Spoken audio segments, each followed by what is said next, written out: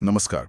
प्रसिद्ध पर्यावरणवेद वंदना शिवा ने कहा है, विविधता में, प्रकृति में और संस्कृतियों में हमें जीवित रहने के समाधान मिलते। इसी सोच के साथ आज हम एक अहम मुद्दे पर बात कर रहे हैं। संयुक्त राष्ट्र पर्यावरण कार्यक्रम यानी यूएनईपी ने एक नया कदम उठाया है। उन्होंने वैश्विक रसायन और अपशिष्ट पैनल की स्थापना की है। ये जानकारी खासकर यूपीएससी की तैयारी करने वालों के लिए काफ़ी महत्वपूर्ण हो सकती है, प्रीलिम्स और मेंस दोनों में। और हाँ, जो भी पर्यावरण के मौजूदा मामलों में दिलचस्पी रखते हैं, उनके लिए भी ये ज़रूरी है।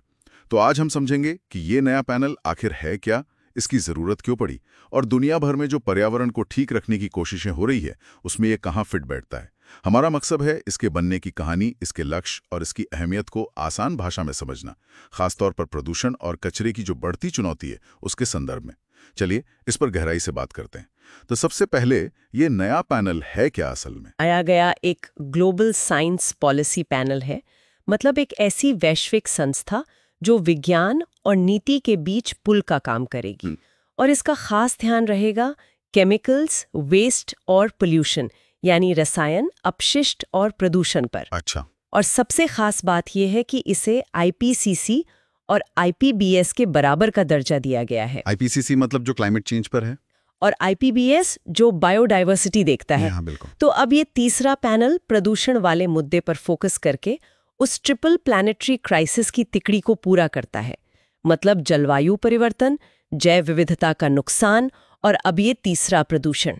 इसने ना वैश्विक पर्यावरण शासन में एक बहुत बड़ी कमी को भरा है। हाँ, ये तो जरूरी लगता है, क्योंकि प्रदूषण और कचरा वाकई बहुत बड़े मुद्दे हैं। जी, अब तक कोई एक समर्पित वैश्विक विज्ञान नीति बॉडी नहीं थी जो सिर्फ इन्हीं मुद्दों पर काम करे। लेकिन इसकी जरूरत ठीक अभी क्यों महसूस हुई? क्या पहले से जो समझौते हैं, जैसे स्टॉकहोम कन्वेंशन या मिनावाटा कन्वेंशन, वो काफी नहीं थे? बहुत अच्छा सवाल है।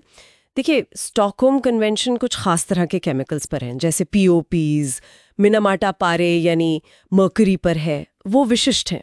ये नया पैनल जो है वो सभी तरह के रसायनों, हर तरह के कचरे और प्रदूषण के पूरे दायरे को देखेगा। अच्छा, मतलब इसका दायरा बहुत बड़ा है। हाँ, बिल्कुल। और ये स्वतंत्र, मतलब इंडिपेंडेंट वैज्ञानिक सलाह देगा जो सीधे पॉलिसी बनाने के काम आ सके, जैसे आईपीसीसी और आईपीबीएस करते हैं अपने अपने फील्ड में। और ज़रूरत इसलिए भी बढ़ गई है क्योंकि देखिए, समस्या बहुत तेजी से बढ़ रही है।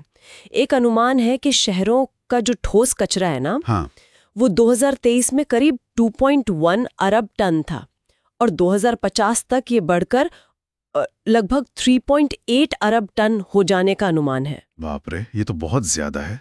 और यही नहीं, पिछली सिर्फ 2 दशकों में प्रदूषण से जुड़ी मौतों में 66% की बढ़ोतरी हुई है। 66%? जी, तो ये आंकड़े खुद बताते हैं कि एक ज्यादा व्यापक, एक होलिस्टिक अप्रोच की सख्त जरूरत थी। समझ गया। तो इस व्यापक नजरिए के साथ इस पैनल के मुख्य उद्देश्य क्या रखे गए हैं? इसके मोटे तौर पर 4 मुख्य उद्देश्य हैं। पहला तो, जैसा मैंने कहा, रसायन, अपशिष्ट और प्रदूषण पर स्वतंत्र, निष्पक्ष और नीति के लिए उपयोगी वैज्ञानिक सलाह देना। ठीक है। दूसरा, वैज्ञानिक मूल्यांकन करना, साइंटिफिक असेसमेंट्स, ताकि जो नीतियां बने वो सबूतों पर आधारित हो, हवा में ना हो। तीसरा, विकासशील देशों की क्षमता निर्माण में मदद करना, कैपेसिटी बिल्डिंग, क्योंकि अक्सर देखा जाता है कि कचरा प्रबंधन और प्रदूषण कंट्रोल के साधन वहां कम होते हैं। हाँ, ये बहुत जरूरी है। और चौथा उद्देश्य है जिसे क्षितिज स्कैनिंग कहते हैं, होराइजन स्कैनिंग। क्षितिज स्कैनिंग, ये थोड़ा नया सा लग रहा है। इसका क्या मतलब है? क्या ये भविष्य के खतरों का अंदाजा लगाने जैसा है? आप बिल्कुल सही समझे आप। क्षितिज स्कैनिंग का मतलब है आगे देखना, भविष्य में झांकना, जो नए तरह के रासायनिक या कचरे से जुड़े खतरे उभर रहे हैं उन्हें पहचानना, इससे पहले कि वो एक बड़ा संकट बन जाए, जैसे मान लीजिए माइक्रोप्लास्टिक्स का मुद्दा है या कुछ नए तरह के केमिकल्स का असर। अच्छा, जैसे एंडोक्राइन डिसरप्टर्स वगैरह। जी बिल्कुल, ऐसे खतरों को जल्दी पहचानना ताकि हम प्रोएक्टिव हो सकें, रिएक्टिव नहीं, मतलब समस्या होने के बाद कदम उठाने के बजाय पहले से तैयार रहें। ये तो काफी दूर की सोच है। अच्छा, आपने आईपीसीसी और आईपीबीएस का जिक्र किया था। क्या आप श्रोताओं के लिए थोड़ा सा याद दिला सकती हैं कि वो क्या करते हैं और ये नया पैनल उनके काम को कैसे पूरा करता है? खासकर यूएनएप की भूमिका इसमें क्या है? हाँ, जरूर। देखिए, आईपीसीसी यानी inter governmental panel on climate change 1988 में बना था।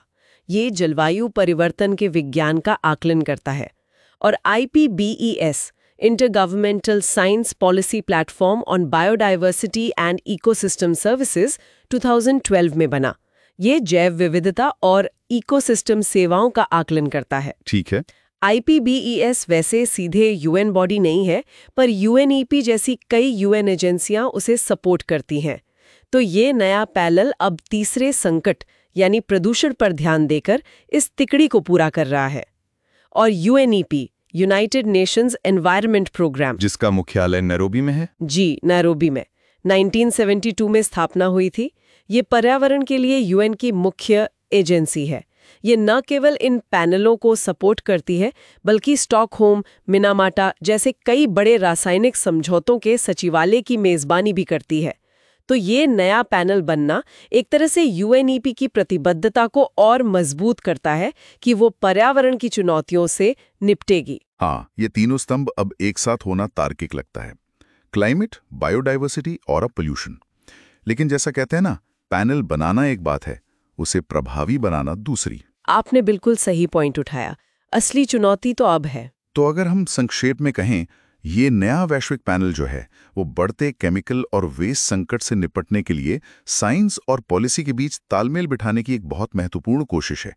ये IPCC और IPBES के काम को पूरा करता है और इसकी सफलता इस पर निर्भर करेगी कि वैज्ञानिक सलाह को असल में वैश्विक कार्रवाई में कैसे बदला जाता है। UPSC एस्पिरेंट्स के लिए हाँ, इसका मैंडेट, इसकी संरचना और IPCC, IPBES के साथ इसका क्या रिश्ता है, ये समझना प्रीलिम्स और मेंस दोनों के लिए फायदेमंद हो सकता है। अगर आपको ये बातचीत उपयोगी लगी हो आपकी तैयारी या जानकारी के लिए, तो कृपया लाइक करें और सब्सक्राइब करें। और हाँ, इस पैनल की क्षमता या चुनौतियों पर आपके कोई सवाल या विचार हों तो नीचे कॉमेंट्स में जरूर बताएं। और अंत में एक सवाल सोचने के लिए छोड़ जाते हैं। देखिए, रसायन उत्पादन और इस्तेमाल से बड़े आर्थिक हित जुड़े होते हैं ना, और प्रदूषण की प्रकृति भी ऐसी है कि वो अक्सर सीमाओं को नहीं मानता। तो ये नया वैश्विक विज्ञान नीति पैनल अलग अलग देशों की प्राथमिकताओं और औद्योगिक असर के बीच संतुलन साधते हुए वास्तव में कितना प्रभावी बदलाव ला पाएगा, ये एक बड़ा सवाल है जिस पर आगे नजर रखनी होगी।